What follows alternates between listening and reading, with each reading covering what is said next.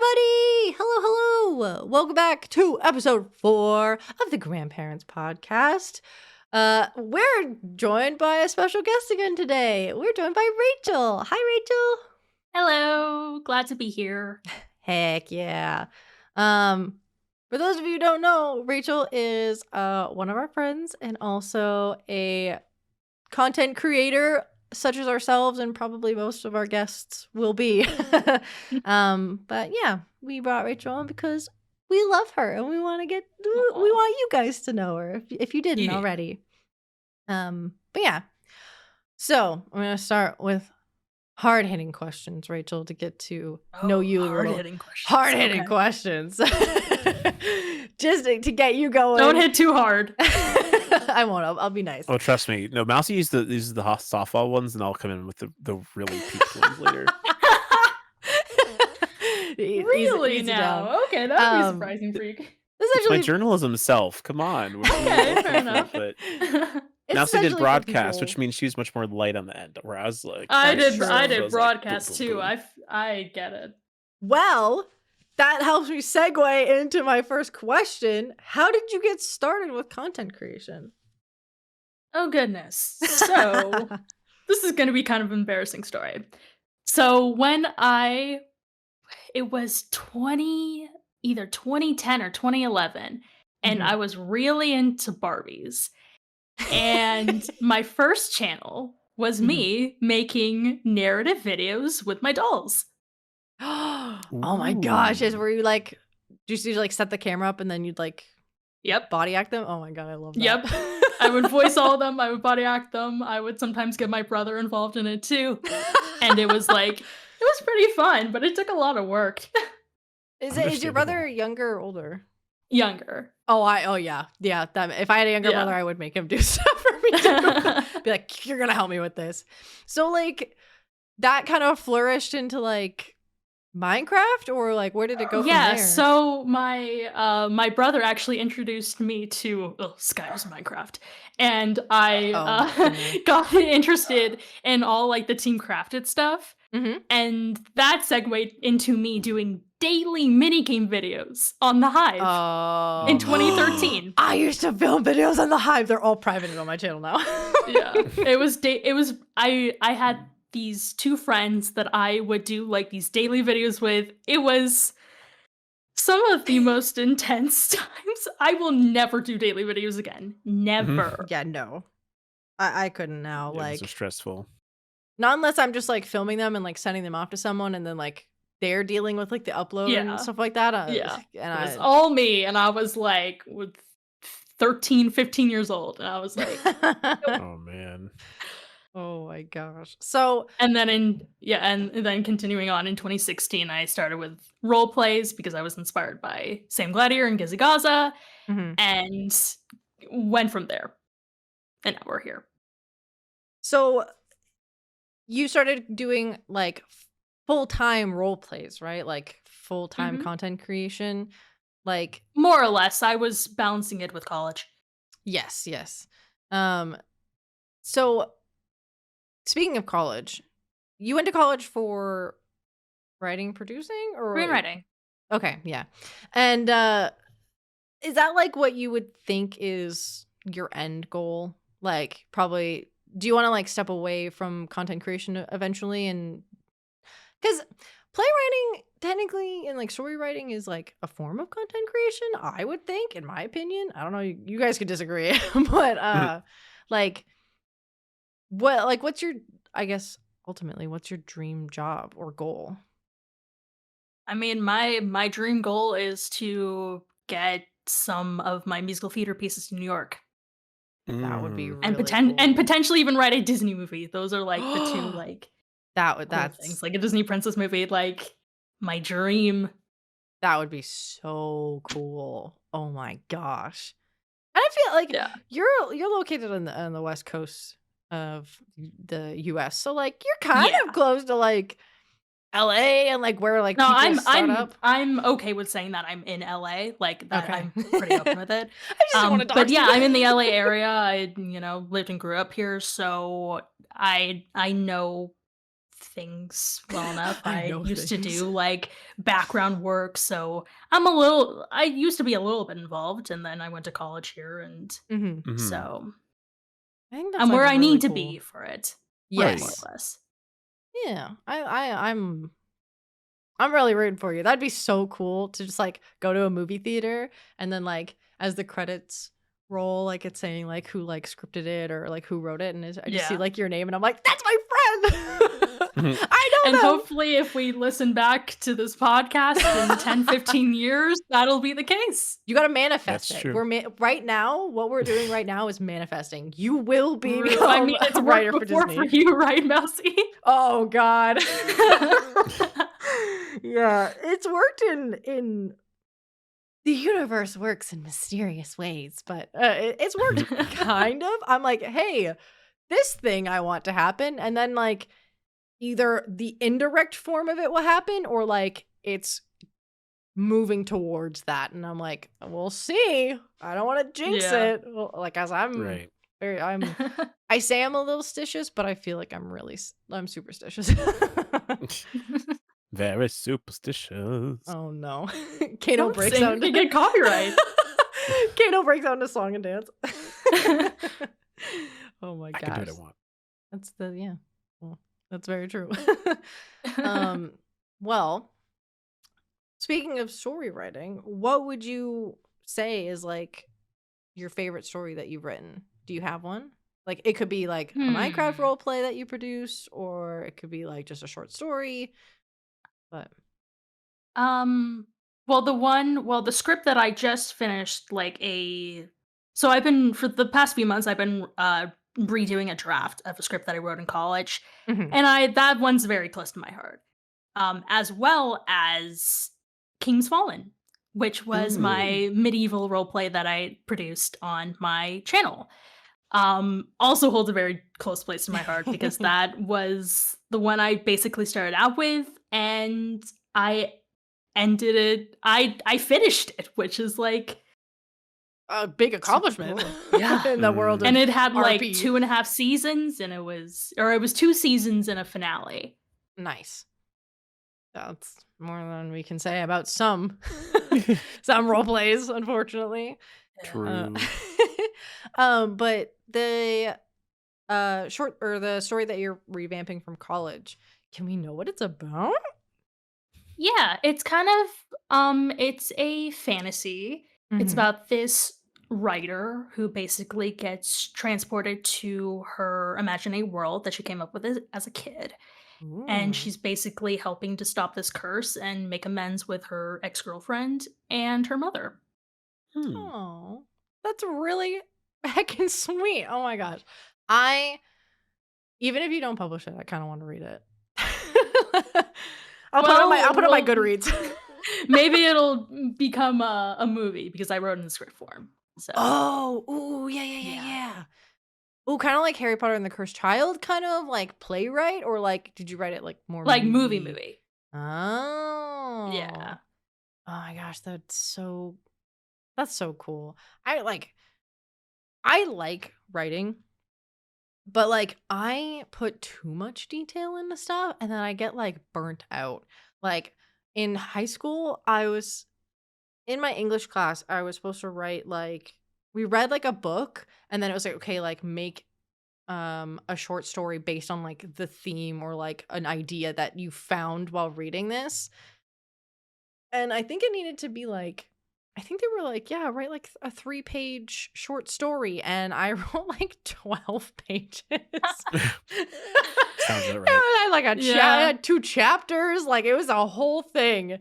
And I was like, why do I do this to myself? Why do I put so much detail into like what is supposed to be a short story? And like granted, like short stories could like still just be 50 pages, but like Mhm. I don't know. I still have it in like printed form. So Nice. you're kind Mhm. of inspiring me to rewrite it. Just type it all back out. I wish I had like the file of it. Kano, Yeah, I mean, that would be a lot easier having a digital form. yeah, Right. that's very But true. yeah, I'm just so, future stuff. I'm trying to figure out what I want to work on next. It's Mm-hmm. between a play and a novel. Ooh. Mm. That would be really So, cool. yeah. Yeah, and technically you can sort of, I mean, I guess unless you have different stories in mind for either of those, I feel like they both would require at least some of the same work. Though one obviously involves more like stage Yeah. direction and planning, while the other is you can do whatever you want in terms of how you tell that story, Yeah. Mhm. which And makes sense. Kano, did you go to school? You went to school for not writing, but um, I mean, I what technically went did to you school major in? for, I Okay, studied English communications, so that's what I it was. studied journalism in essence. Um, Mm, so got you, got you. it's in a similar vein, just not quite as specific in that way. Yeah, Um, Mhm. just aimed more less toward media creative. as compared to entertainment media. That's very true. Yes. Right. I well, based off your want to write a Disney story, which would be so cool. Going little segue to what we've got on our plate to talk about today is that the new Little Mermaid live action trailer dropped, I Mhm. believe, a couple days ago. I don't remember the exact date. Um, but it gave us a new sneak peek at like what they have in plan, and like I'm gonna just say it, like Little Mermaid, one of my favorite Disney movies.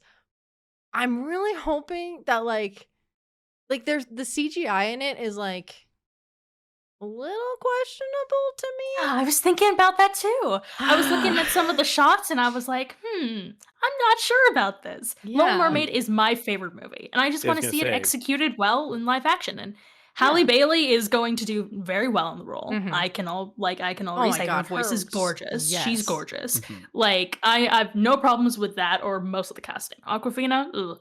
But but as far as the rest of the casting, everything looks good. The CGI from at least from the trailer, Yeah. I mean, obviously they will have time to improve it, but I would hope. I hope that's not the I'm final product. yeah, I don't know. Hopefully they will take notes from Sonic and Oh, yeah. and see if there's like if there's complaints about it, if other people are Yeah. noticing it and like putting it out there, then maybe they'll be like, "Oh, this people are seeing that something's off." Well, Right. of course, they're the main set of complaints are the ones that they dealt with when it first dropped of like who would be playing them, and it's just a bunch of Yeah.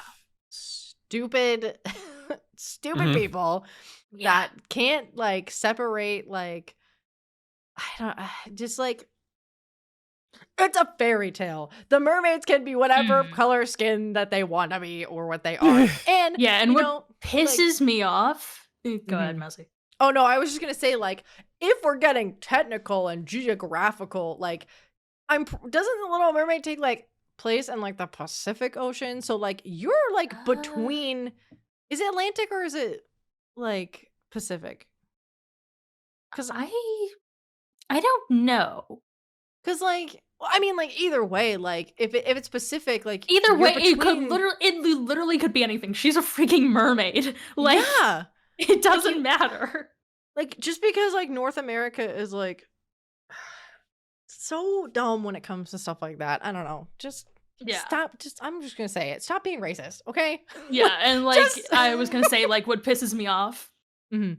of even more about it is that these same, like, stupid people are being like, "Oh, what if this princess was actually this color? How would you feel about that?" And I'm like, "That has nothing to do with it." Yeah, like Like, Right. specifically Tiana. Like, they're Mhm. like, "Oh, what if Tiana was, like, this color?" And I was like, "That's not the point." yeah, Right. no. Like, her color has reference to the story. Yeah. Ariel's doesn't. Yeah, exactly. Like Tiana's is like New Orleans like 19 what like 30 between 30s and In 60s or 20s or whatever. 30s, yeah. Yeah, like really early. So like a lot of like negative and BS stuff happened and especially to people of color back then like Yeah. being what's the word? Uh not it's that's not suppressed. Is it suppressed? I mean, to some extent, I mean, like, I assume what you're getting at is that they were ultimately kind of like they were persecuted and Yeah. prejudiced against Yeah. by a lot of people, just because again that was still very much like post Civil War in the late 1800s. Mhm. And even though there have been drastic improvements at the time, it still would be nearly 100 years before we had civil rights movement kick in, and Yeah. even now there's still issues. But yeah, during that time, it was a big deal, and even now to be able to tell a story like that on Disney's end, to be like, hey, we're going to tell this story from this perspective Mm. is good. Mhm. Um, but obviously that's one out of however many stories it's been told, and they've been slowly starting to even expand now into more areas of culture to Yeah, for Yeah. the like princesses and Encanto. Yeah. yeah, oh yeah, Not technically a princess movie, but like yes. this is Beautiful very much story. like a Well, yeah, it's Latin like we're doing a American story from family or Colombia. Latin Yeah. family. Yeah. Yeah. And, like, I was thinking, like, older movies, like, even, like, Pocahontas, like But I no don't know if I oh, would consider Pocahontas like it's a decent movie. The songs are brilliant, but no, like the when movie, it comes like down to it, they should not have made that movie. the movie's like, "Eh," but, like, more what I mean is that, like, people like, that example of, like, "Oh, like, well, Pocahontas wouldn't be white." It's like, well, yeah, Oh because yeah. like, Well, she was duh. native. Yeah, duh. Like, it all like, it depends on, like that like, the story is very questionable, but again, it was made, like, what, 80s, 90s? So Mid it's like 90s, I think. yeah, so it's like, it's probably not a great story, but, like, Yeah. the people griping and stuff like that being like, "Well, this you never see this princess as this and that's an even." Shut up. Right. They're a mermaid. They don't exist. Like, they might, who knows, but from our knowledge as of right now, they don't exist. Yeah. So, it's just like just again, don't be racist. Mhm. But I'm like, Yeah. I'm so excited for like the Disney movie, and like I actually like the remakes. I don't like when they pump out like 1,000 remakes, like when they made like 6 variations of the Snow White story. Like, you don't need to Mm. do that. But like, Mm, I don't mind having live action because I feel like it's fun and it's like it might even be like a little bit more relatable, even though it's about mermaids. Or like mhm. that connectivity of being like, wow, it's a real person. Like, it looks like a real person, you know? Yeah. Um, and I don't know. I'm ultimately just like excited to see it. But I'm like, ugh, CGI. Looked a little bit Mm. strange. But we did get to see Yeah. um Melissa McCarthy, I think, is playing Ursula. We Yeah. got to see a little Yes. tidbit of that, and I was like, ooh, okay. But yeah.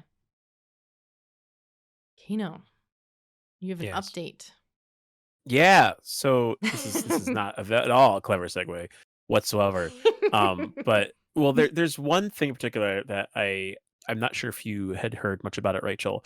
But in the last, I mean, at this point since the recording, so the previous week, Mhm, when our third episode came out, there was a huge controversy surrounding the fact that the English voice actor for Tighnari in Genshin Impact, was found out to be a sexual Oh, predator, yes, I know pedophiliac, plenty. I have all this seen stuff. the Twitter, so Yeah, there's I been plenty of know. things that were unveiled over the course of a week or two. But it was made official as of today, which is for our recording, it is 12/16. It was announced on Genshin's Twitter that they would be officially recasting Tighnari completely on the English side. So he's been officially confirmed to be. So Elliot Gindi will not be He voicing is Tighnari in out. any future production get of him outta Genshin here. Impact. No new updates, Get and him they're going to out. be getting a new person to voice his lines, and they will retroactively apply that to Tighnari in the game, which is huge. Mhm, And I know a lot of people were concerned because they're like, well, Hoyoverse is like a bigger company now. Like, are they actually going to take any strides to like make any impact? mhm, And so for them to so quickly and swiftly take action about this and make sure that they're addressing the concerns, finding a solution that works out well, and treating their community well is just a really big deal. So as people who really all love and care about Genshin Impact as a game because we all mhm, play it, them making this choice and them sticking to it, or at least being very public about their statement with it, is a really big deal. And mhm. so I just wanted to briefly flip because we talked about it in our podcast last week. I just wanted to mention Yeah. that this is something that is big, is good. Mhm, Definitely, obviously, in terms of the side of the social end, where Elliot Gindi hopefully will get his just punishments for the behaviors that he's committed. mhm, But to see that in Genshin Impact, at least they are taking strides to remove his presence from the game, I think is a really solid thing because then the game doesn't have to be tainted by that, and all that Yeah. that has brought, and also hopefully enable people who did find Genshin Impact to be a comfort game to still find comfort in it again, despite all that's happened to them as of the last few years being involved in the situation. Mhm.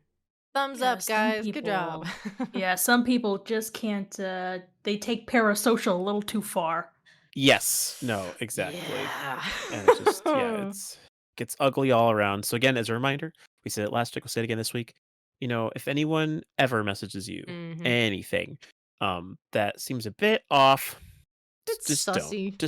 Just block them, please. It's not worth your time to try and redeem or to be in a certain way. Just stop. Don't allow them to get in on you or do anything because it's bad. And Mhm. be I mean, and ultimately be True. wary of any parasocial relationships, even ones you trust. I mean, I've said this before too. I advocate for, I think of myself, Rachel and Mousy all being people who you can trust online, but also we ultimately don't Ayo. know you. And so, you know, even if you trust us, still be wary because we don't know you personally. Yeah. Yeah, and And I mean, so we all have our limits too, like, we Mhm. can't take on everything, That I was gonna right, say that, exactly. we we also yeah. we We have our don't lives, like, yeah. We don't you need your know? personal information, honestly. Like Yeah. Yeah. like, we love hearing about, like, your day and, like, what's going on, like, especially with, like, all 3 of us being, streamers. Like, we love, like, interacting with you and, like, knowing about things, but, like, you don't need to tell me everything, alright? You Yeah. can keep some stuff to yourself. Like, I, in my Discord, have a mental health chat that is very specific to people being able to like vent their feelings, people who are looking for advice with like heavier topics. Mhm. And with that chat, is it's very punishable if you do not like I have it set up where like obviously if you're talking about like heavier topics to censor it or whatever so that you don't trigger someone. But Mhm. I have it where all of my mods know. All of them are under like the understanding that like if someone goes to a mod or myself and is like, "Hey, I saw like what I ranted about on like this person's Twitter or like they were talking about it like outside of like the mental health chat, blah blah blah." Like Right. that other person gone, kicked, banned, don't care. Like that is like I have like a 3 strike thing in my Discord, but if you mess around with like the mental health chat, it's no strike, one and done, you're out. Like, like Right, 'cause it's I don't important mess around stuff. with that stuff. Yeah, like people use that chat for like really like heavier topics and things that they're going through, and that like they're being vulnerable and sharing that kind of information. So for you to like run around and talk about it outside of that chat and not with them or like reshare that information, like no, no, get out of here. Yeah. Right. So yeah. There was another update as well, Kano. You have Yeah, yes, something. there is another update Kano indeed. with the Kano updates. with the Yeah, update. well Well, well, not this is what necessarily an happens update. when you watch Twitter. It's just it's great. Yeah. I didn't even know, and I don't know much about this information. I'm pretty sure this happened today, right? As well. So when I prepped these episodes, I'm like, oh, this is going on. And then like Kano hit me today with like 2 updates and was like, look at this stuff. And I was like, okay, we're gonna talk about them. Well, because 'cause Um, they're big things, yeah. but basically but okay, so the other update that we'll be discussing, which I think is a pretty significant bit, and I guess this might take a little bit longer than just a brief moment, but, Mm. it was announced today, so obviously it's old news at this point by the time this pod comes about, but, basically last week, I suppose in this case, Susan Wojcicki, who is the current CEO of YouTube, has stepped down and has decided to be done with being CEO of YouTube, which is huge. Mm-hmm. Because for most people who work in YouTube or in the content space, the last, decade, she has been the primary figurehead of the YouTube space, is the Mhm. one who's progressed it into kind of the day and age that it is now, who's managed to kind of she while she's gotten a lot of flack, I think her biggest mark that she's made on the YouTube community is that she has fostered a very strong relationship between YouTube and creators. And I feel like those, especially who are in the top, really do like there's a lot of engagement that happens between heads up in YouTube and those who actually run the bigger channels on the platform. It seems like there's been a good relationship there, and I've never seen someone be like, "Oh yeah, I hate Susan." I mean, there might be some people who do because they just hate everyone that if anything goes bad with YouTube, like, "Oh, blame Susan Wojcicki." Like that was Yeah. always the Mhm. thing. But like generally speaking, I've never. She seems like she's been a relatively moral person to kind of stand there. Like hasn't like gone off the edge or done anything weird or been incredibly obtuse.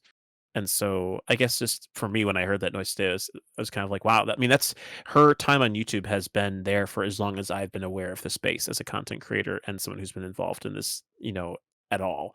Mhm. Mhm. So it's like when like you got a person, it's like when the president of the United States that you grew up with is no longer president Changes. of the United States, then you're like, oh, there's going to be changes that will be incoming. Yeah. So, It's like, "Oh, you were so president for the last 8 years," which was, like, a significant amount of time, and then it's just like, yeah, "Oh, yeah, bye. Mhm. Moved on." exactly. So it's a big deal. So I'm just curious, I guess.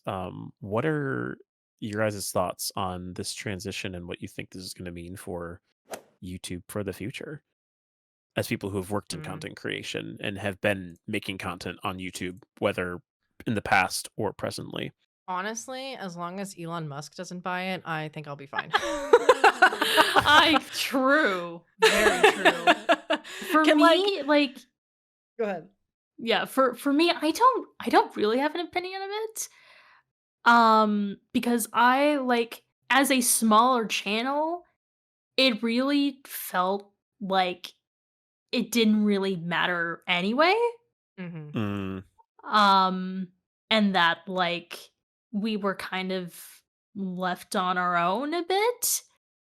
And we either had to go to like MCNs or like work for bigger YouTubers or Yeah. something of the sort where it didn't like her being the CEO and like certain measures that were taken didn't really matter. mm. Like some other things, maybe like the community tab or like certain updates that were brought about to the Like site. shorts and I stuff? Yeah, like those kinds of stuff are different. I'm not sure whether or not that's like the idea of the CEO, but obviously there were some good things that came out of it for the general public, but like for me personally, I as long as it doesn't turn out worse, I have Yeah. really have no opinion of it. Mm. I'm in the same boat. I just hope whoever does take it on, like, wants to make it better. Like, Yeah. my thing is that there's a lot of big YouTubers who make a lot of money that I feel like might try and go for it. Like, you can't Well, I look at mean, me and tell me that Mr. Beast isn't gonna be like, "What if I was the CEO of YouTube? Ha ha ha ha," and then, like, actually do it, you know? Like Well, but with Mr. Beast, I think he would actually like it might that might actually be a good a good Fit. transfer. Mm. yeah, I Like, mean, I Out just of everybody, Mr. Beast. I mean, I Yeah. will Like, say they've already established who's going to be coming after Susan at this point. Is it She some listed no-name already that bigwig? so it's a individual named Neil Mohan who is going to be the Okay. new SVP of YouTube. Um, Is which I that think is like interesting. So it's not even his title won't be CEO.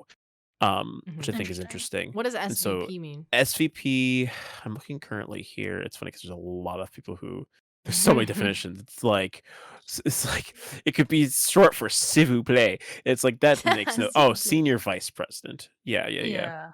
that one Um, makes more sense, but, like, bruh. but it's interesting but it's interesting how what this also means though. Maybe this is what I'm reading into it. It's possible there might not be a new CEO at YouTube. Oh? Because he's just going to be because it says he'll be the senior vice president and new head of YouTube. So I wonder if YouTube will become more subsidiary to Google Oh, um as a no. whole because YouTube originally was standalone. Google didn't Yeah. own YouTube until however many years. But at this point now, Google, I mean, especially with Google's growth as a whole, That makes Mhm. they sense. they've been trying to get bigger still. They're not Yeah. stopping in their efforts to try and grow into every space they possibly can I with don't like Alphabet. that. Um, and so it doesn't surprise me. Though to be fair, with to Susan's credit, I'm expecting that she's also probably just like getting to the point where she's like ready to just be done. She's got more than enough money. Yeah. She Well, doesn't need you to do. She doesn't 25 need to years, a live. quarter of a century? Yeah, like she doesn't need to spend any more time doing that. She could retire and live with her family and be living a Yeah. happy life on her own and do Exactly. whatever. And I know she's still planning to like be an advisor, sort of like, jokingly, like the whole like Disney stuff with Bob Iger coming back on again because of all the issues that we're Mm. having over Yep. there, like serving as an advisor to that space. So she'll still be involved, but I expect that there will be different pieces um of that puzzle that kind of fall together a little more now that she's stepping out of it. So I don't know. I feel like it will be good. I don't know if they'll be looking in that way because ultimately YouTube's still a company that Mhm. serves under Alphabet, and I don't see them being that responsive to the idea of like let's have creators step in and do this. Um Yeah, probably not, but Yeah, no, I don't like fun it. idea. yeah.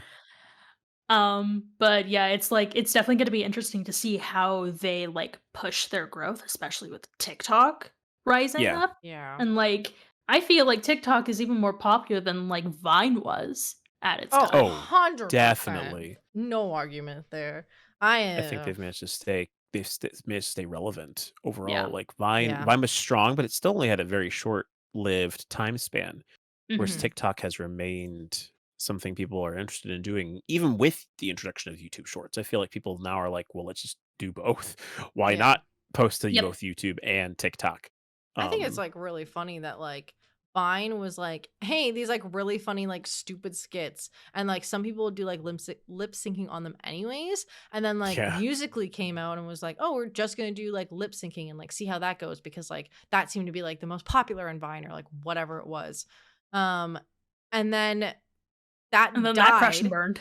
Yeah, Yeah. it crashed and burned, died for like, I don't know, a year or two. And then all of a sudden it was like TikTok was all the craze. I downloaded TikTok and was like, okay, I'm gonna like go and like check it out because like my ex at the time was like showing me TikToks and it was like they were kind of quite funny and I was like, okay, like I'll go on there.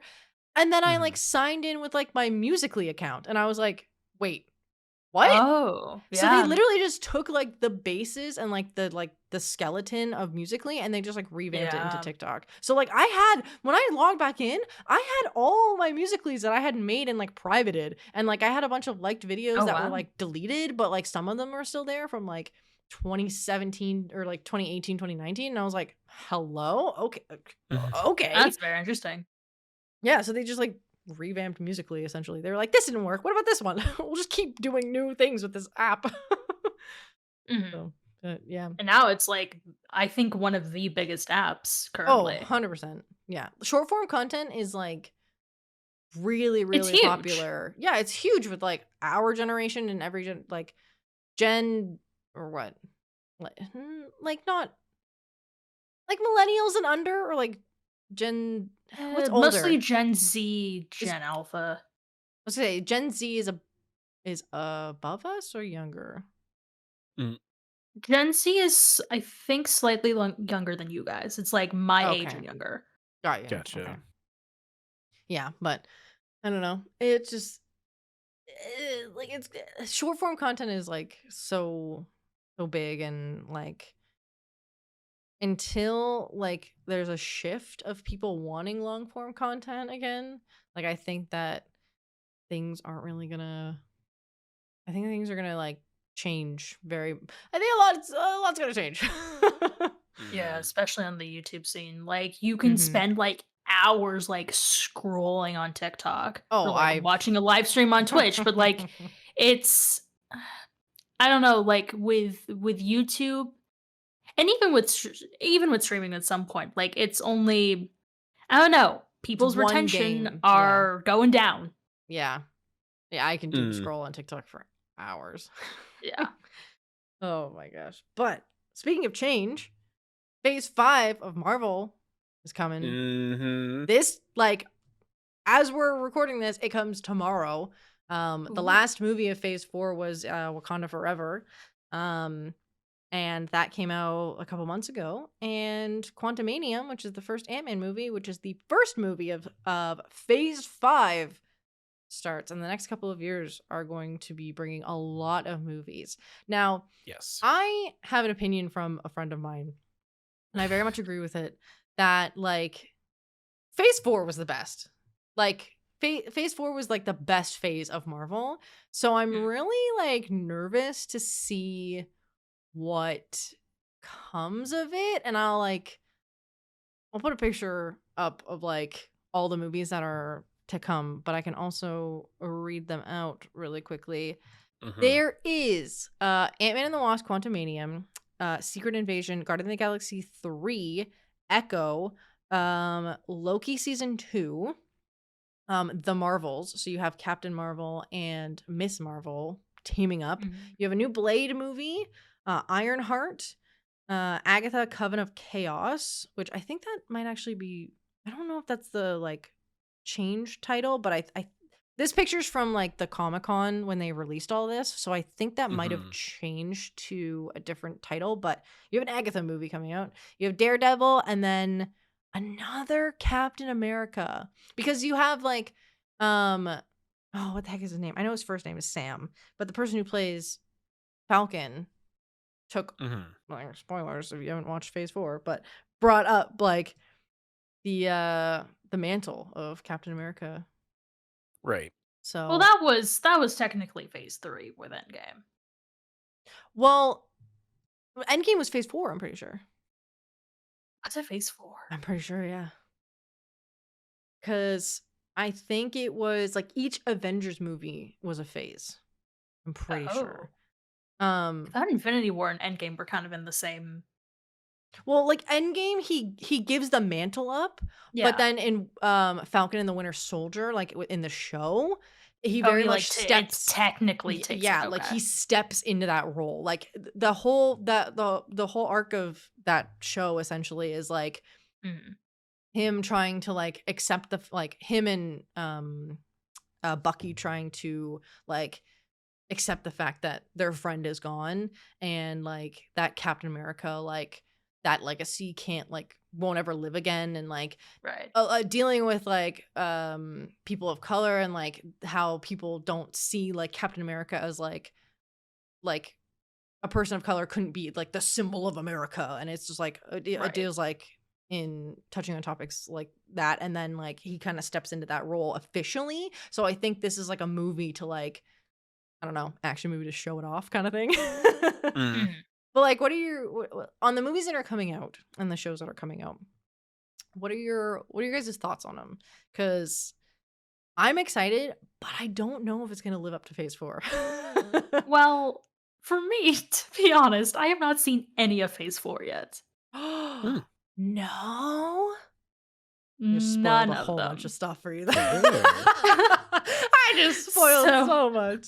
Sorry. no, it's not. I mean, I've seen the trailers. Like, I know what all these movies and shows are about, but like, I've never actually like sat down and watched them. Oh my gosh. We're not having Critical Role nights anymore. We're having Marvel nights. I'm a huge Marvel fan, as you can tell as me talking about it. But like, Hmm. No, I like Marvel as well, but it's not like my top priority to mhm. watch, Right. all those movies movies and shows as soon as they come out. Like, so. I usually do because I'm like, I want to know what happens. But yeah, I just what are your thoughts? Are you well, like Rachel said that they haven't watched Phase 4, but are there any like movies or anything that like you might want to see, and just like Guardians of the Galaxy. I really liked the second one, so me too. I I'm Guardians of the I'm Galaxy hyped was for the like, third one. yeah, Guardians of the Galaxy was like my movie until Shang-Chi came out, and I was like, nope, Yes. finally. Like that, like think of how long that Oh, was that maybe running. okay. That's the one movie I did see from Phase 4. Oh. Mm. But like I did like that movie. I really enjoyed it. anytime someone asked me my favorite Marvel movie, it was always, always, always Guardians of the Galaxy, the first one. And that was a running thing for like years. And then Shang-Chi came out, and I was like, I fucking love this movie. Like, this is my I new am in favorite the movie. same boat. I was like, Mm. this. So then now anyone asks me, I'm like, Shang-Chi. Like, it's that, Yep. that one. So yeah. Kano, do you have any thoughts? I mean, Are you not a Marvel I person? think the thing is I am. It's tricky because Good. I No Like, DC lovers here. certainly compared to DC, Marvel will forever be more my favorite because I like their way of storytelling better, Mhm. ultimately. Mhm. I DC think has it's stepped up their just game. I will give them a pat on the back for that. they've gotten a little better. I still just think, like, DC's just the bloody brother of Marvel, I feel like more nowadays in terms of the movie, and it's just like, I don't need dark and gritty. That's not what I'm looking for when I go to a Yeah. movie. I'm not looking for Batman is everyone. Yeah. Like, Where's Rachel? I like looking at the lineup, like the things that I'm most excited about, which sounds bad, are more of like the Disney Plus specials. Like I've slowly become not as interested in the movies that they have to offer anymore. I like seeing the prolonged storytelling. Mhm. So like I'm really excited for your second season of Loki. I think that's gonna be I've been waiting for that since they ended the first season. That's something I've been really excited about. Um, and I definitely think there's a lot of potential with some of their newer people. Um, I think Yeah. just because of the way that they've removed the core heroes at this point, and so I'm skeptical Yeah. when it comes to the other characters. I mean, and this is maybe just because this is my mom and I hot take. There's nothing wrong with Sam Wilson being Captain America. I did not like that series at all. This the that Dang. progression just was ugh, it was gross. I didn't like the way it went. I felt like a lot of the political agenda felt very forced when it came to like the storytelling of like we're trying to tell a story about a black man becoming Captain America. And I'm like, okay, that's great. But this just feels like but you feel like there's all It's this other like stuff. pushing it too hard. Like it Yeah. felt like they pushed it a Yeah, little too far for me. Some shows seem tend to And so I do feel that. like on that early side, it was like, "Ugh, this feels kind of cringe." But then there was a lot of other content that they did that I really enjoyed. I mean, the fact it's like WandaVision was spectacular. Loki Oh felt my really good. god. I really loved Miss Marvel. Moon Knight was like a special kind of like thing that I did I enjoy it, but it took some time to get used to, I'm a because big of the simp for mythology. Oscar Isaac, so I liked Moon Knight You very much. Yes, but, like, I feel like there's a lot of potential there with some of their newer characters, those we Mhm. haven't gotten the chance to The see yet because things Revengers. feel fresh, whereas, like, okay, we're doing a 3rd Guardians of the Galaxy movie, we're doing more Mhm. Ant-Man, we're bringing more Captain America, and it's like, okay, like, even Wakanda Forever was alright, but the reason why I liked it is because it so focused on Shuri, Yeah. and her growth as a character, and I'm like, well, Her that's what made anger it and her, work. like, Um regret and her, like, hatred for, like, what everything that's going on and, like, I don't know, Yes. very much, like, like, I don't know, I could go on. Yeah, a But lot of it's again, it's the idea of the turning over the old guard to the new guard, and when it's done yeah. well, it works really well. Um, I feel like for me, it was harder to buy with characters like Sam Wilson because of the way his narrative got pushed. Yeah. Even though as a character, I didn't mind him. I like where he comes from, and I appreciate the development he's had. It was just the way his story got told that I was Yeah. bothered by.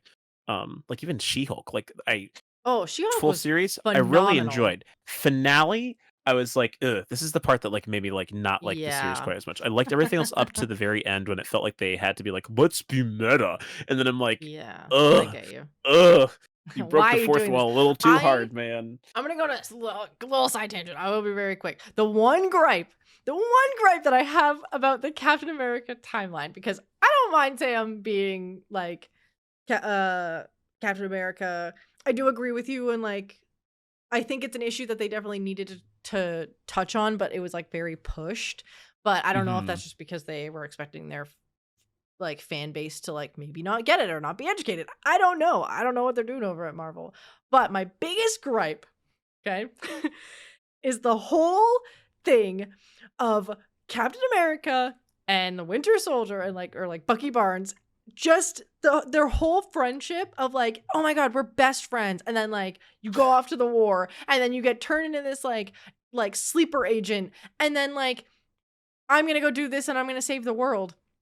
And instead of coming back to be with you when their whole Mhm. thing was, I'm with you to the end of the line, you go back and you spend your life with Peggy instead of your best friend who has been Yeah. alive and tortured and waited for you, and you Yeah. finally bring him back out of this whole situation that he was in, and then you just deuce and you just peace out to go live a happy life with Peggy. This man waited for you, and I hate it. Yeah. So that's the one thing. Like, at that I'm least take so him with upset. you. Well, like, I understand that, like, you could jump and, like, you had to put the stones back and yada yada, but, like, you were supposed to come back, but then you stayed in 1920 Yeah. with Peggy, and instead of, like, jumping again, you came back as an old person, and you were like, yeah, I lived a great life without you. And it was like, what do you Yeah. mean? It's like, thanks a lot. Like, you're supposed to be best friends. I'm with you to the end of the line, and you go and live your life without him. Like, I'm sorry, and I'm sorry for my language, but that's an asshole move. What is wrong with you, Steve? Like, that's my only Yeah. gripe.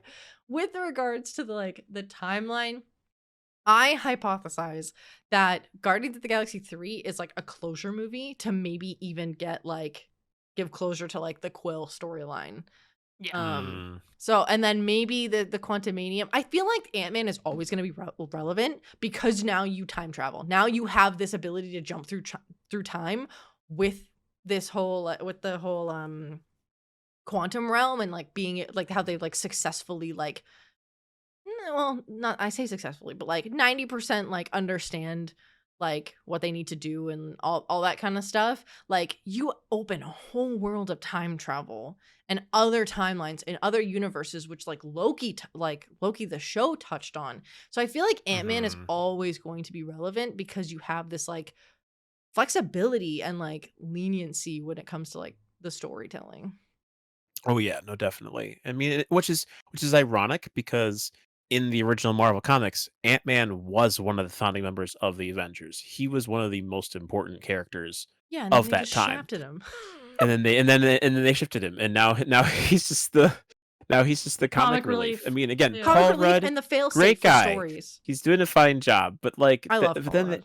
they took his story, drastically changed it to fit the actor and the way that they want to tell their story. And it's like, and Ant-Man's not as important as he was when he was literally on par with Reed Richards and Hank McCoy, all these giant brains of Marvel. Like, what I'm hoping for, my real thing, this is what I'll say last. I just want them to get X-Men back, bring in their whole universe, make everything right, which is also really wrong because then you can be like, Wanda, you are actually a mutant now. And she'll be like, what? And then everything will be good and it'll be great. And Magneto can reunite with his child, and then everyone can be happy, and it'll be a great dandy day. That's all I want. I agree. Even if it's like phase 9, I'll wait for phase 9 if that's how long it takes. Phase 9. Phase 9. Oh no. All right. Well, before we go like on a way longer tangent about Marvel, because I can talk about Marvel all day. We're gonna move on to the should I be scolded segment. If you don't know what that is, essentially it's an Am I the Asshole? We read something from the Am I the Asshole Reddit page, but we call it Should I Be Scolded so that Kano can he can answer it. He doesn't have to use the bad word. So I have 3. I'll read the titles to you. I think we should just do one because we went on a bit of a tangent there. And you guys let me know which one you want to know more about. So I have, will I be scolded if I file another noise complaint about my neighbor's very loud toddler? I have a, will I be the asshole, or will I be scolded if I turn my friend in for cheating? And I have a, should I be scolded for telling my dad's wife to drop dead in front of her friends and family? No. Ooh. That last one already is just... I feel like that's gotta be the one with the most drama. Okay. It's the longer one, so that makes sense. And there's an edit. Okay. Yeah, I like that one. All right. I don't know if like the age is correct, but I'll go ahead and read it. So my 17F mom died a little over a year ago. I'm assuming they had like a, I don't know if they meant 17, but like maybe they meant like, she had her when she was 17. No, the person is 17 female. The person who's writing it. Oh, got you. Okay, okay. Mm. Died a little over a year ago. I was living with her full time before she passed. She left me a lot of money and her house. Since the house was just going to stay empty until I was done with college, my aunt on my mom's side and I talked about it and we agreed she should stay there since she's caring for my grandma and her place was small. I will move back in once I finish my schooling. My dad assumed my mom left me her money and left the house to my aunt. I didn't correct him because I don't trust my dad or have a great relationship with him. I am currently living with him, his wife Jan, and her twin daughters, 17, both lovely people, in a 3-bedroom flat. 2 months ago, he found out that my mom left me the house. I'm not sure how he found out, but he did. Since then, I haven't heard the end of it. I'm selfish for making us all stay in a tiny flat. I'm spoiled because I won't share my inheritance. I'm a terrible person for making the twins take out loans. You get the gist. This weekend was the twins' birthday at my grandma's house. Most of my dad's family was there. We get along great usually. His wife's family and both of their friends there along with the twins' friends. Pretty big party, actually. So after they were done opening... I think they meant to say their presents. After they were done opening my presents to them, they asked me if that was really it. I got the matching bracelets with their birthstones, which they both loved, by the way. It got quiet, and I asked what else they were expecting. They said Jan said that I was planning on surprising them on their birthday by telling me that we're moving into my mom's house and helping them with college.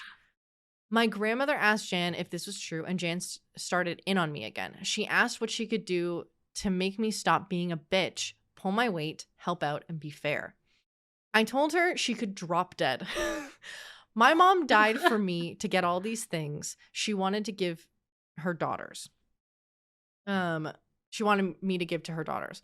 I said if she wanted everything to be fair, then she should drop dead and I would share everything I had with her daughters since we would have all lost a mother then. That it would be fair only after that happened. She and my dad started yelling at me and my grandmother and uncle started yelling at my dad and Jan and everything was pretty much over after that. The whole ride home, my dad and Jan were getting calls and texts from family and friends telling them they were disappointed in them, and I was getting texts from Jan's family, the twins' friends, and a few of my own cousins saying I was selfish. I don't usually fight with my cousins, so I'm really starting to think maybe I am being selfish, and that I went too far at the twins' party. Should I be scolded? There is an edit, but obviously I want to hear you guys' opinions first. Yeah. No, of course not. What the heck? It's her money. It's her family's money. Or it's her mother's money. And she doesn't have a good relationship with her dad to begin with. And the stepmom is being a bitch. Yeah. Yeah. Yeah. That one I was like, it kind of depends on the context, but as I started to read it, I was like, oh, okay. Like, that's understandable. Yeah. I would have told my stepmom to drop dead too. I don't have a stepmom, but I Yeah, don't know. I think just overall, I think what bothers me the most, because maybe just because I vaguely remember hearing this a lot with other, not my personal family, but other families that my mom, her friends are part of, and just that the sense of like entitlement to like in her case, it was like our parents gave you these things for like to deal with, and they would then expect her to then, when they died, sell all the stuff that they had so they could split the money evenly, even though it was given to her because she had medical conditions and things. Mhm. And for me, it's this idea again. It's like what Rachel said. It's like, no, like your money is that was what they gave to you in the will. They would not have said otherwise if they Yeah. didn't mean for that to be the case.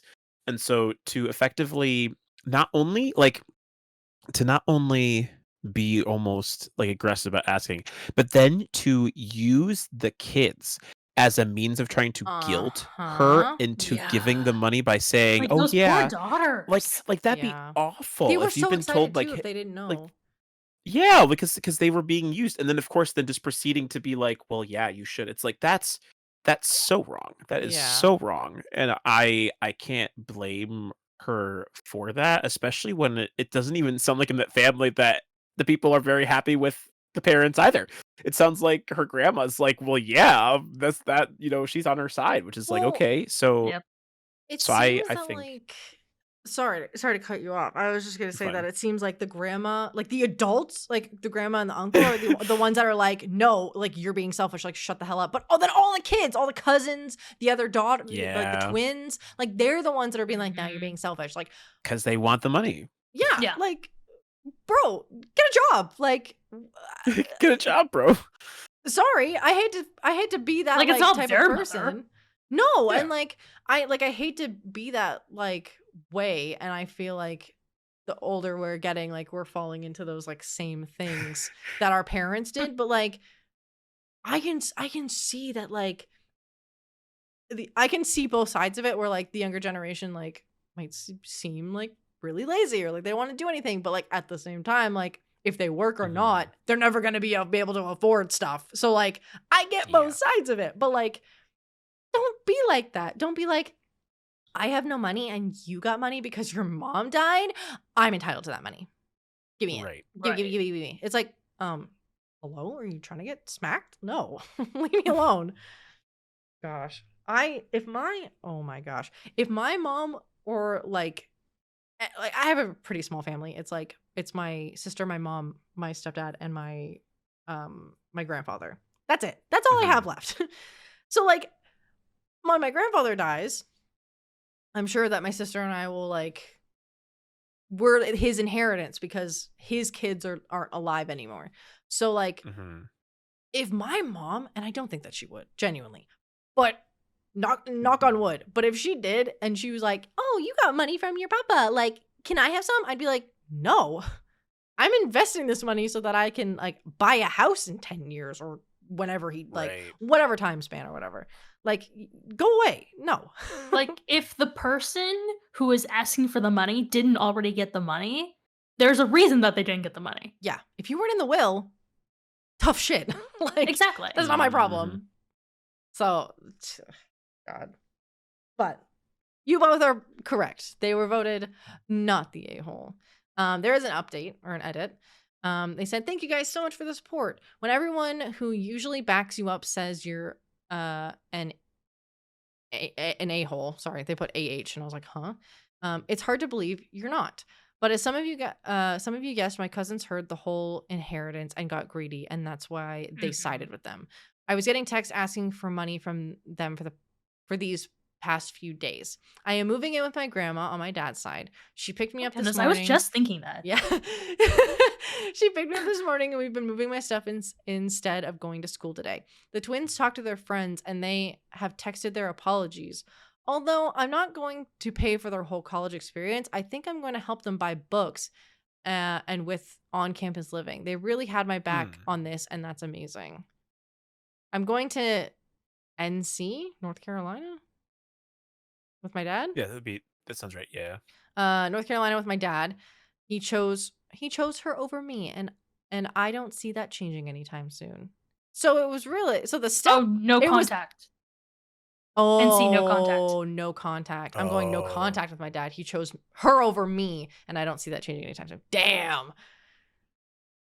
Even then, even if the twins apologize, I still wouldn't give them money.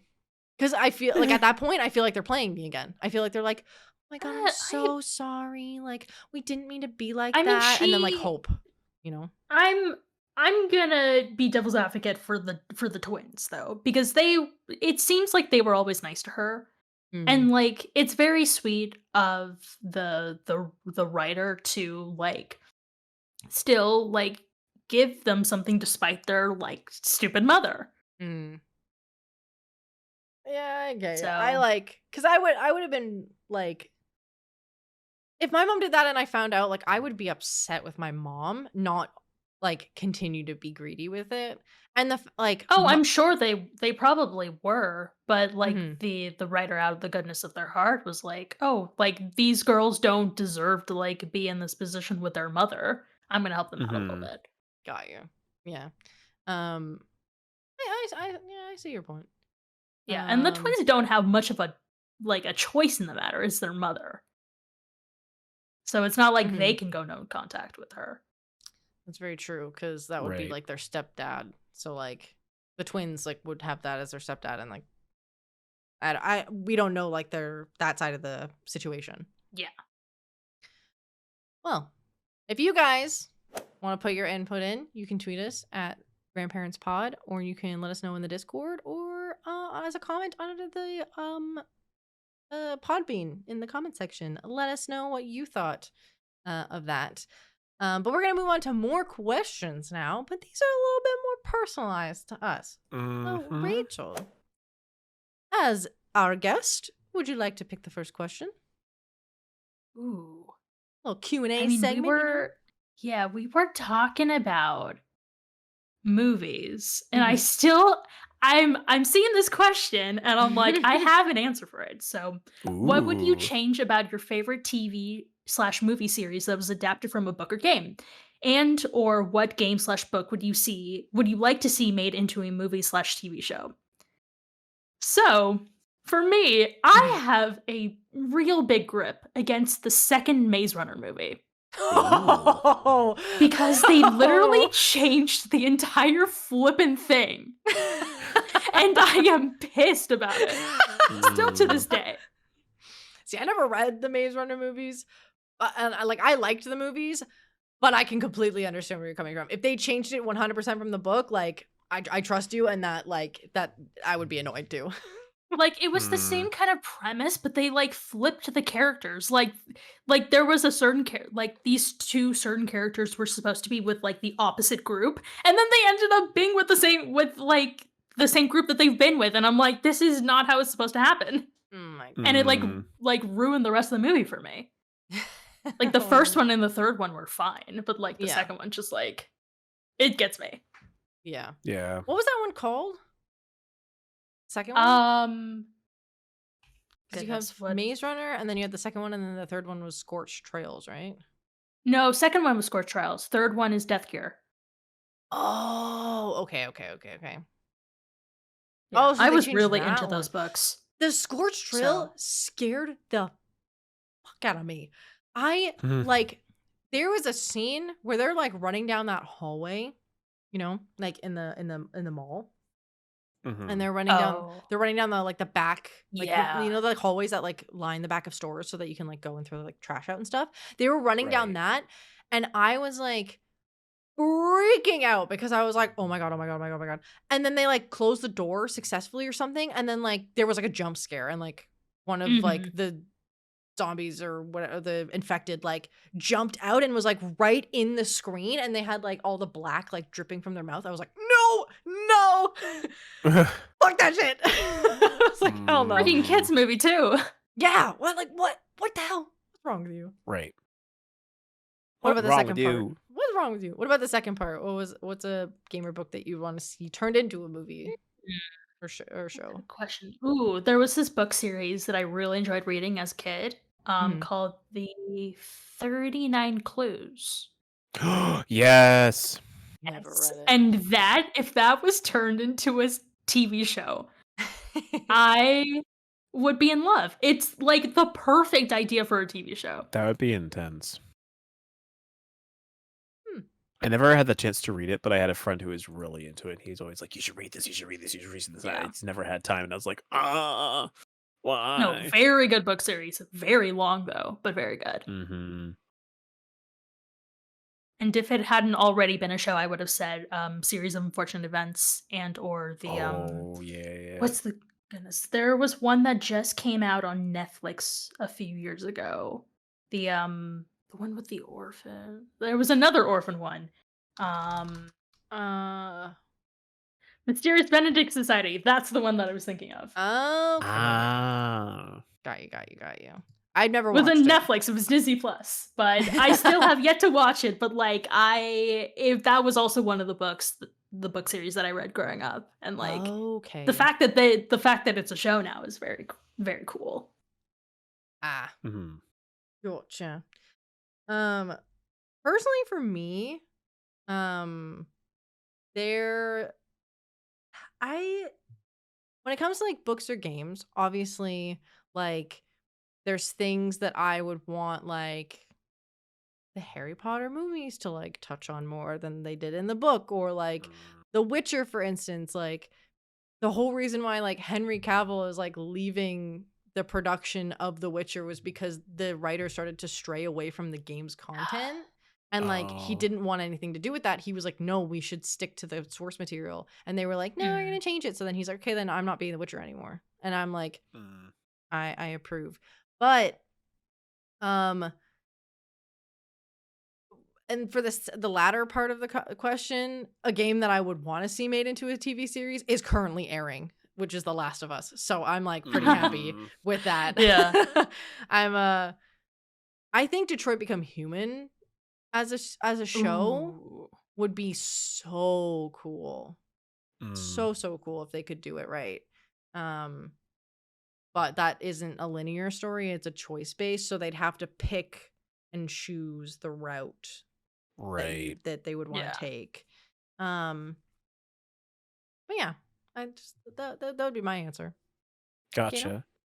Yeah, so the one that stands out to me always, like first that actually, well, there's two, but there's one that actually I care a lot more about because I'm excited because there will be a future adaptation of it. But when I first saw the Aragon movie, a lot of it was pretty good. They did a pretty good job about keeping in line with the world and like the characterization of certain people and stuff. Like it was fun and enjoyable, and I can appreciate more now.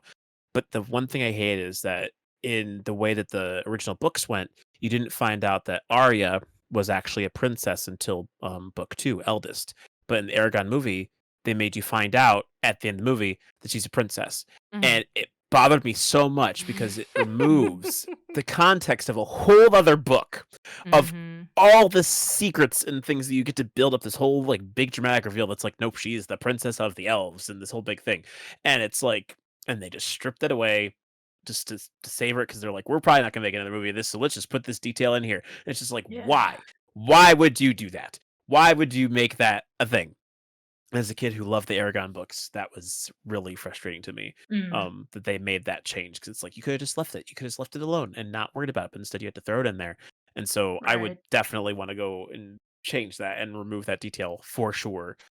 As well as make the characters feel more like the book Aragon as compared to like, look at me, I'm blonde and handsome. And it's just like Aragon wasn't handsome. That was his whole thing. He was just a normal guy. He was Yep. relatable.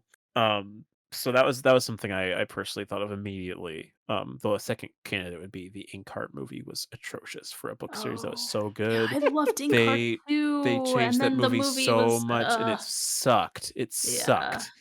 Like it's it was bad. It was Imagine that movie with the same cast but like better writing. oh yeah, it would have been so much better. It's so much like the cast wasn't bad. It just was like it was just Like it was just Brendan badly. Fraser. You I have Brendan know, like, Fraser come in a on, fantasy movie. Like actors. it should have been good. Yeah. But it just didn't. It failed in so many ways. Um, as for what well, actually, before I say that, I will continue with the Aragon thread. I am excited because they are going to be making a Disney series of Aragon, like That's fully, right. and Hopefully I'm they stick to so About pumped. that. Because I follow Christopher Paolini on Twitter, and I've been seeing all the updates he posts about it, and I'm thrilled. Like that's so cool that they're doing that. But if I had to choose one game that I really want, and I keep saying it over and over and over again because I really want it to happen, and it's funny because it falls into the same like choose your own RPG style. I want Star Wars Knights of the Old Republic to become a movie.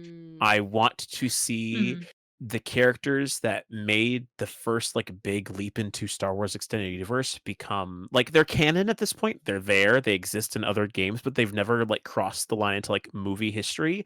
And if they did that, it would just be so like the characters in there, even if you'd remove some of the choose your own adventure, they have a clear like canon path that they said, oh yeah, this is what the character chose when they like added him into like later content. It's like I would love it if they made a movie that featured that and showcased like all the things that were in that game and put it in because the development of seeing this mystery of you play a hero who has no recollection of the fact that he was a Sith Lord that was a Jedi that turned Sith Lord and decided to try and dominate the world, and then you end up turning against your apprentice who's taken over the Sith Empire that's there, and like you fight him and restore balance. Like, like just that whole plot line is so good, and I would love it if they did it, and then they could get like the voice actors who play the characters to actually be the characters, and it would be so cool.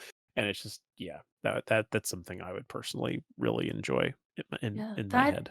That seems like a logical, like, if they were to make, like, another if they were to make another Star Wars animated movie, kind of in the Mm, same line as, like, I don't remember the name of the series. Was it Star Wars Rebels? Like, in that kind of animation style? Like, yeah, the one where Anakin and Ahsoka and all yeah, that that'd be stuff Star happened? Wars Clone Wars Clone specifically, but Wars. yes. Yes. Just kind of in, like, that animation style, I could, like, totally see them doing something along Yeah, those lines. that would be Yeah, so fun. That'd be like my Clone one Wars. choice of like Mhm. if they had to do Star Wars in one way and do another thing, that'd be amazing. Yeah. Well, what would your favorite character be from any of the books or Star Wars or like just anything? What's another question we have is what's your favorite fictional character? That's a hard one. There's I so many. know. There's so But many I that I thought it loved. segued well. Yeah, I know it That's a good does. segue. Ugh. I mean, oh man, that's a tough one. Like that's a really hard question because there's so many I really like. Yeah. Um, I mean, can I put like a top three maybe, Sure, like yeah. or something? Okay, well then definitely among my top three. They're interchangeable in so many ways. Mhm. But I will always, forever and always be. I mean, this is probably me biased. I still am a huge appreciator of Hermione Granger from Harry Potter. I don't know Mm. why. I like her character, and I like mainly her book character. Not that Emma Watson did a bad job of her in the movies, but I like her development from she was sort of like a tweedy, nerdy, like very geeky little girl who then progresses into this super geeky, nerdy girl who's also really strong and courageous and Mhm. tenacious. And I loved her growth in the books, and she still remains to be one of my favorite like female protagonists ever. Because she just I like seeing her progression, and I always related a lot to her in terms Mhm. of how she grew. Um, I also, in terms of like Star Wars characters, one that I secretly really liked was a Wookiee character named Lobaka from the Star Wars Young Jedi Knight series. Mhm. Because he was a Wookiee, he was a Jedi, but he really liked technology, and he had this little translator droid that he like hung to his like bowcaster like strap, and their Okay. relationship was hilarious. But I loved him because it was always really cool because it's like Wookiee as a Jedi, and he was like wise and smart and did all these things, and he had like anger issues, but he was cool, and Mhm. I liked him a Ooh. lot. And then third character wise, I think I probably would have to go with oh man. And I know I said two right there straight up, but I had to stay there. But I'm like, I think I would have to say that I really like. Oh man, there's too many. Maybe I'll just stick with those two because I feel like the other there's so many characters I could choose um Yeah. from book series that I like. So if I think of a third one, I'll mention them. But those will be the two I'll stick with for now. Those will be the two like that I would for sure be able to champion. No worries. Okay. Rachel, do you want me to go next? If you want to. Sure. I just didn't know if you had like your No, characters in I mind. have them in mind, so if you go, I can just say them afterwards. Sure. I just have one right now, and I'm trying to think if I have like a second or third, but if you have them, go ahead. Okay. So, I I have 3 that I resonate with. So, it's not necessarily my favorite fictional character, Mhm. but it's 3 fictional characters that I resonate with as a person. One The of them King being Ariel, which Shikins. is we Mm, which is we talked about that earlier with the Mhm. whole Little Mermaid trailer, and that's actually a funny, ironic thing. Um, because of, like, some personal stuff I went through when I was little, I think that I, like, fell attached to Ariel. Mhm. And then I've literally based my entire personality around her. hmm In And a less like boy crazed way. yeah. Yeah, the second being, from the TV show Glee, specifically the Oh, 4th and 5th season, Marley Oh, Rose. I Also huh. haven't somebody watched who I Glee. very much resonated with. I Hmm. much preferred her to Rachel Berry, by Understandable. far. Mhm. just because she was a songwriter, she was shy, she was dealing with issues and all that about her personal image, and I very much like connected with that. And then thirdly, also from a TV show, Once Upon a Time, Ooh, I've heard that. Henry, Emma Swan's son, who Hmm. was who basically didn't like he very imaginative, and it turned out, I don't know if you guys have watched the show, but little bit of a spoiler, he turned out being a super prominent writer of stories within the universe. And the final Oh. season completely ruined his character. So I am not referencing the final season when I talk about Henry. But every other season he's a very good character, and I very much resonate myself with him. Hmm. Nice. I never watched Once Upon a Time, but like I've heard it's good. Um, I don't know. Yeah, it's pretty good. It's a little cringy, but like I I was gonna enjoy say it. that's what I've heard is that it's good, but it's like Yeah. cringy because it's like ripping off or not ripping off, but like it's reliving all the Disney movies and stories Which and that. which I that's not the cringy part of it. The Oh. cringy part is kind of like the writing of it. It's Oh. not like great. And like Mm-hmm. the CGI is also not great, Hmm. but like you really get to like fall in love with the characters, and Mm. it's one of those shows. Got you. And it taps into my Disney loving heart. So, Yeah. That makes sense. I do have one of those characters, but in the order of that I thought of them was no, these are not going to be shockers to anybody, but Mhm. Levi Ackerman from Attack on Titan. Okay. Um, because, and I'm gonna try and say this without spoiling it. I don't think either of you are gonna watch it, but just in case someone is watching it, he has like I don't know, like his character has a ton of growth. Um, he also has like a ton of hardships.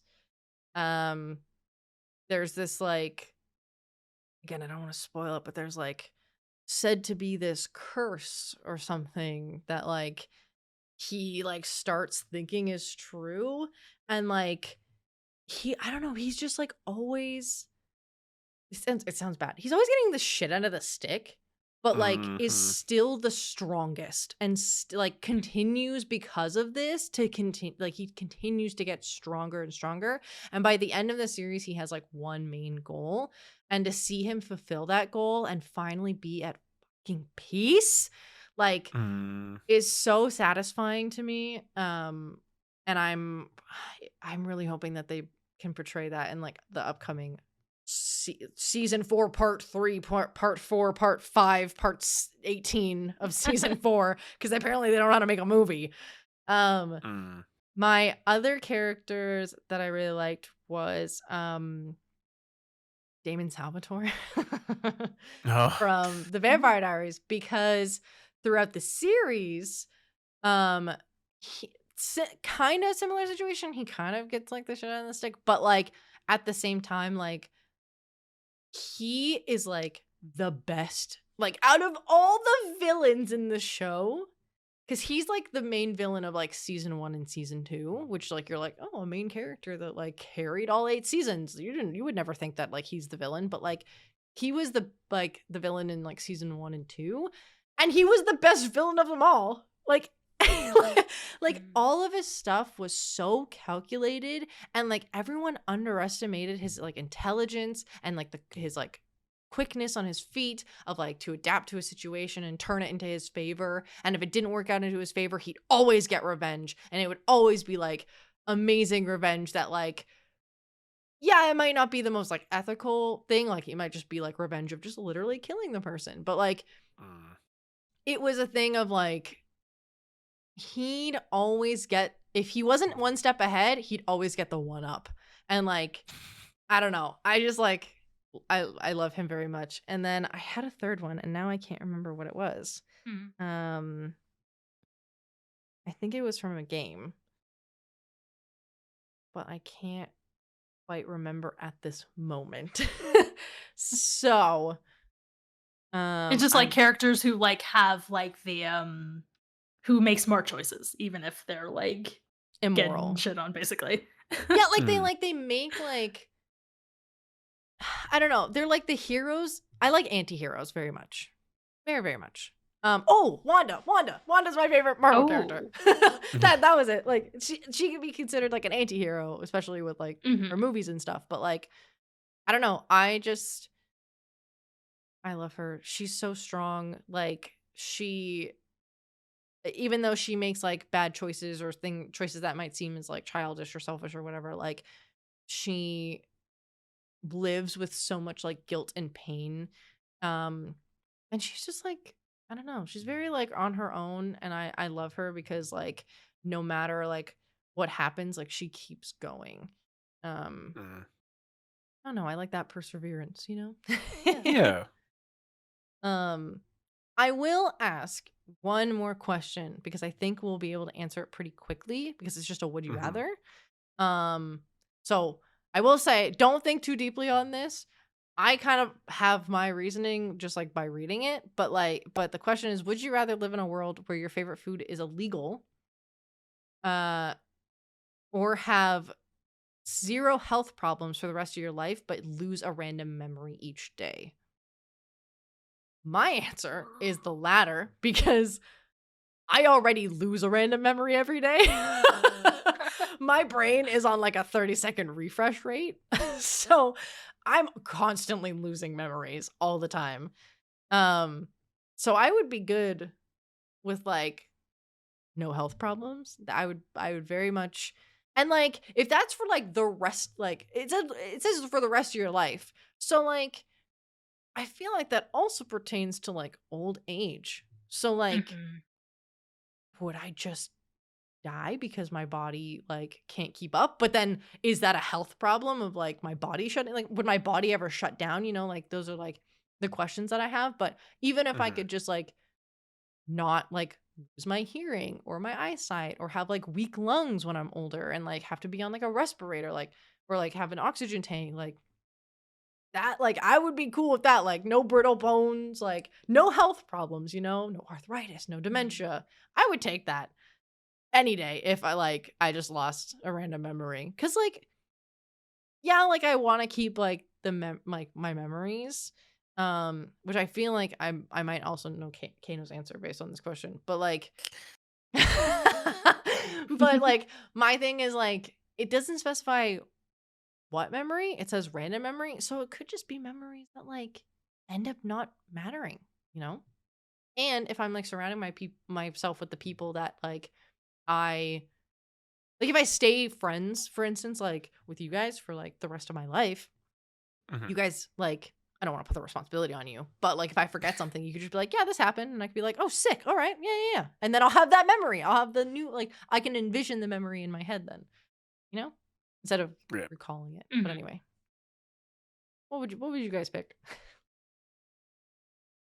I mean, my Hmm. answer, which you probably aren't surprised by, is automatically my memory for me is so valuable to me. Mhm. I'd rather deal with a world where my favorite food's legal because I mean, the hard part is like if it's one favorite food, great. If it's all my favorite food, that's gonna really suck because I have a lot of food that I like.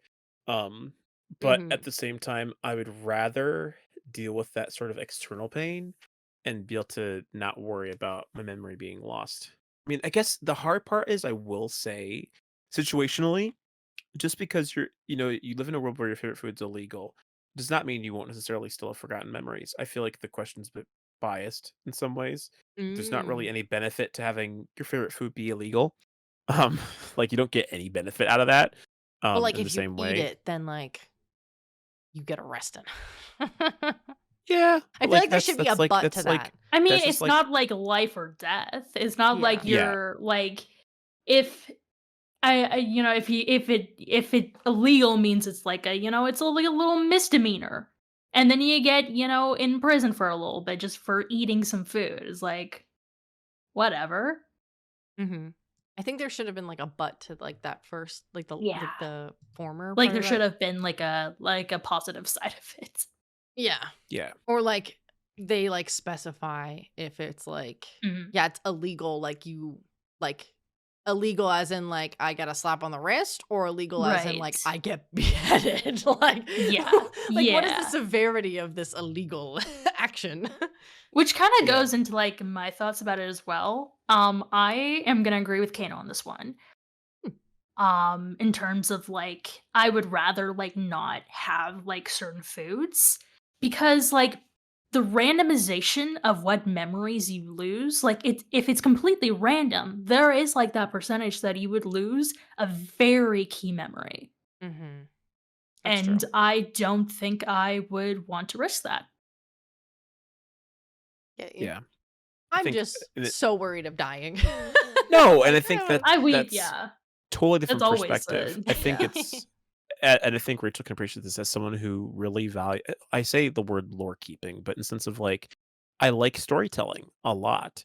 And Mhm. so being able to know the story of my own life is something that is so important to me. And so to have a chance of and even just it sounds bad, I value every memory I've ever had. Some aren't as wonderful or as useful, but I would never want to lose them. And Mhm. so to like have the possibility and the knowledge that there will be every day something I will forget that is mandatorily forgotten.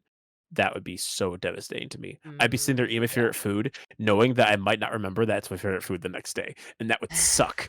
Like, I'd rather not be able to Mhm. enjoy those things and be able to still have my mind than to be physically Yeah. content. And, like, get if that. it's, like, a small thing as well, like a small memory, like, imagine that you're watching an episode of Critical Role, and then the next day No, that you don't forget bring it this up. happened. No. Like, that's what I'm talking about. That's, like, one of the, Not like, the Critical small Role. things that, like Don't you dare bring him into this. I just have. No. Oh my gosh. Well, speaking of Critical Role, Yeah, speaking of Hey, Critical yo! Role, so well, those Segue, are our segue, questions for the segue. day. I will say randomly before we move on, I did think of my third character, the Toa Oh. Fakama from the Bionicle series, one of my absolute favorite characters of all time. Love him to death. He's amazing. I won't go into full detail because I totally could for like weeks, but I won't. But Oh, game segment for plug today. the questions because I didn't before I segued. What? People Huh? can ask people can ask questions. Oh yes, sorry. If you wish to ask us more questions at any point in time for future Q&As of other podcast weeks, you both can go to either Mousy or my Discord and ask in our Q&A chats, specifically saying the question is for the podcast and just ask whatever questions you want. You can also look back on questions we've listened or answered in previous podcasts if you wish to know. They're usually toward the end. And then we also have a live ask website that you can go to where you can anonymously submit any questions you might have that we will answer, and your name will not be attached to them. So if you have something that feels a little more personal or you just don't want us to know who you are, please go there and that'll be a place you can ask questions as well. And But yeah, any of our comment sections, including our Twitter. You can tweet us or you Correct. can put it on YouTube or Podbean if you have an account. very, very true. But yeah, okay. So for this week, The game.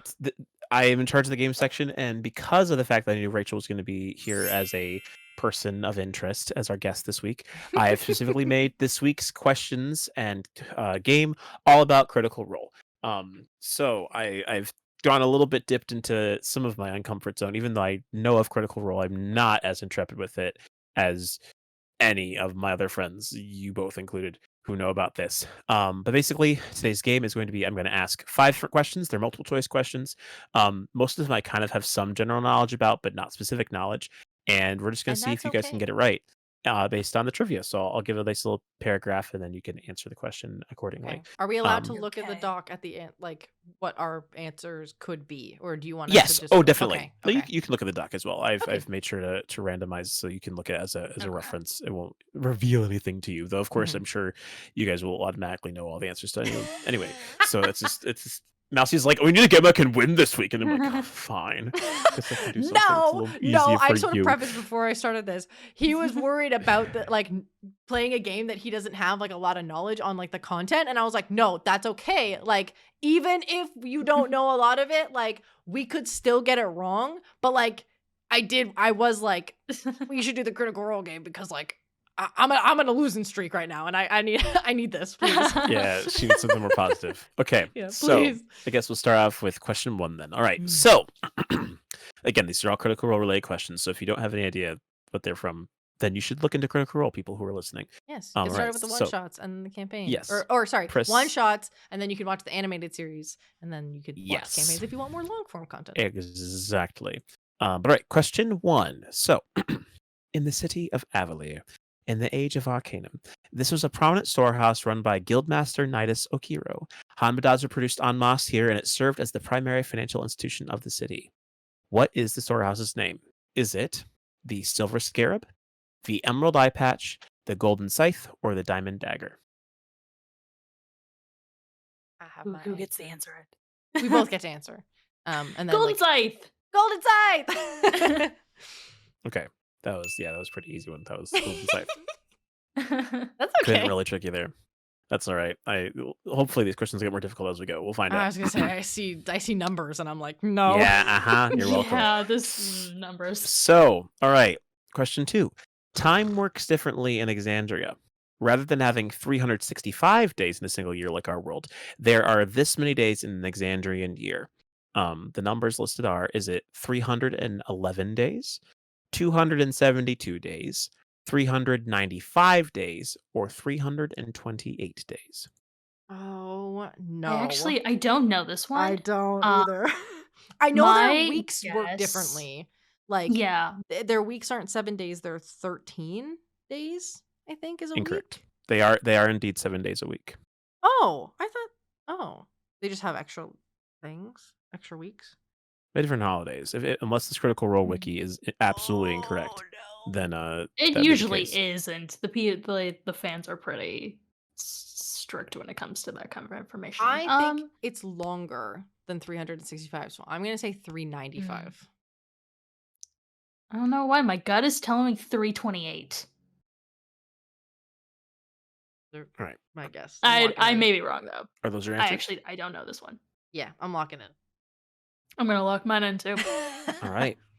In this case, Rachel is correct. It is Woo! 328 days over the course of 11 months. Yeah, it was either that or Oh. 272, and I'm like, I'm just gonna go with the 300 because I knew it was in the 300 range, but like, yeah. I thought it was longer. My It's a bad. little bit shorter. There you go. All right. That's question 2. All right. Question 3. During campaign 1 of Critical Role, there were a number of prominent NPCs played by guest stars who would come in for a week or a few. One of these is Carrick, who is best known for being a character who dealt the final blow to Raishan during the Chroma Conclave arc. Who is Carrick voiced by? Is it Patrick Rothfuss, Chris Perkins, Max Middleman, or Alexander Ward? Oh no, I don't remember. I'm pretty sure it's Patrick Rothfuss. I'm like 80% sure that it's him because Chris Perkins voiced a different character. Yeah, and then Max Middleman wasn't in it, and then Neither of the bottom two. yeah, Max Alexander Middleman Ward was, voices I'm pretty Ito. sure, was in a one shot. Yeah, and Maybe. then I think Alex is Alexander Ward the same voice actor that does Zenitsu for the English VA of Demon Slayer, or is that am I thinking of someone else? I wouldn't know. I'm locking in Patrick Rothfuss for me. I don't think it's Alexander Ward, and I don't think it's Max Middleman, but I don't remember who Chris Perkins played. I'm gonna go with Patrick too. Question mark. I don't know if Okay, you want us alright. to save our answers until you're like. No, you So could do right. it that way. That's fine. Okay. No, it is indeed Patrick Rothfuss. Okay. Fun fact, Max Chris- Middleman actually has voiced a character, but it was specifically in the animated series. Who? Yeah. He voiced Desmond, Okay. so the Briarwood's sort of assistant. Yeah. Oh my god, he did. Hmm. Oh, I completely forgot about that. Yeah. Oh, I need Because to go Chris watch. Perkins plays Spurt in campaign 2. Oh my god. Yep. Right. He was there for 20 minutes. Yeah, and I then remember his that. character died. I was like, why does Chris Perkins sound so familiar? But I Yeah, don't because he remember was him. there.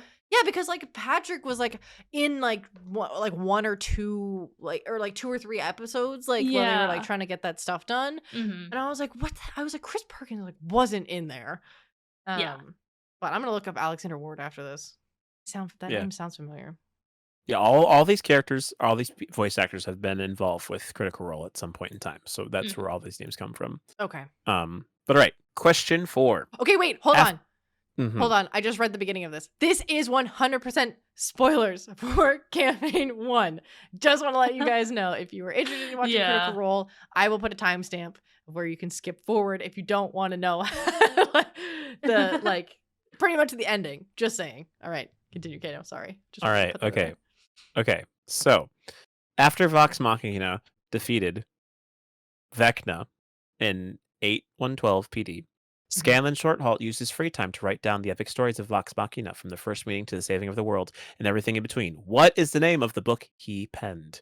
Is it Over the Leg of Beasts, In the Belly of Dragons, At the Mercy of Gods, or Under the Feet of the People?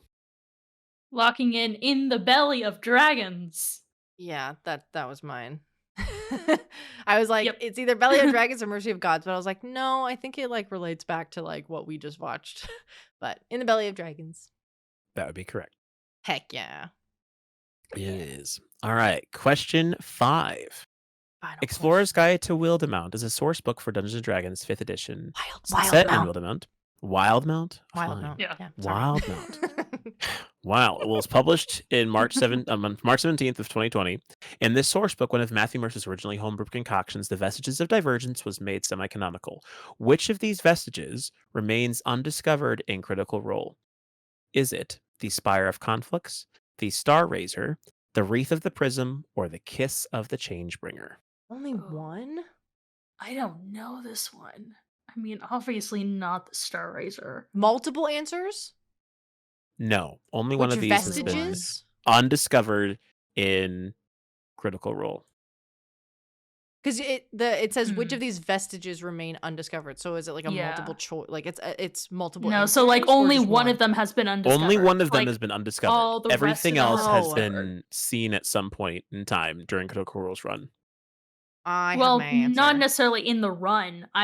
Most of these were not mentioned in the run. It was specifically in the source book that Matt wrote, which is Correct.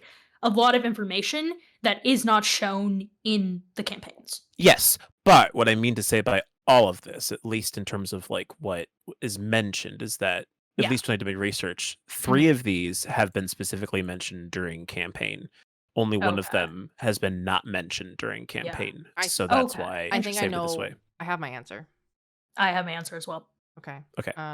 Wreath of the Prism is what I'm guessing. Yeah, same. That is correct. Yes. Because that one just the other ones kind of seemed. Yeah, Spire of familiar? Conflicts we definitely have heard in passing at some Yeah. point with the Cerberus Assembly or someone I'm has sure. that, and then also Star the Razor. Changebringer. That's Changebringer was mentioned multiple times, especially in Yeah. campaign 3 Actually, too. did I? So. Wreath. What is Wreath of the Prism? Actually, maybe I messed this up. Maybe I messed this up. Oh no. No, because technically, maybe are all these? I think all these technically are. I think I tried to get too fancy. I'm looking back now because I was like, Oh. because specifically, because the reason I'm also looking now again is I'm double checking because the Wreath of the Prism supposedly was found by Percy and Keyleth, along in Prism. Marquette. Wreath of the Prism. In Marquette. One of the vestiges. Oh, it is in the possession of Archon.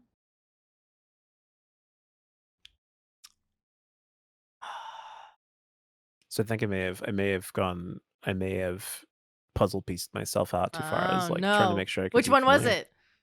Well, originally, no, of all these, no, all of them have been discovered, technically speaking. Oh, you just picked the wrong ones. so I just happened to forget to put one that hasn't been discovered, which is pretty lame. well. I mean, this vestige was only mentioned in a second of one of the final episodes of campaign 1. So right, yeah. No wonder. What is the Kiss of the Changebringer? Is that the damn coin? No, it's don't a think so. it is a Is it a necklace basically. It's an Yeah, it's a emerald Oh, that's okay. set into an amulet. Okay. That's I want to read the Wild Mount. I want to know all the Oh, it's in Bazzoxan. which The Kiss of the Changebringer. Oh God! Sorry, that just made me really excited. Like Things that I don't know. Oh wait, like, no, it's great. no, it's in the other one that sounds similar in Xhorhas, the other city that sounds like it. Oh, okay. I was gonna say, come on, are they gonna find a vestige in Game 3? That'd be so sick. No, okay. So Bazzoxan is the one in Xhorhas. Bassaris is the one in So yeah.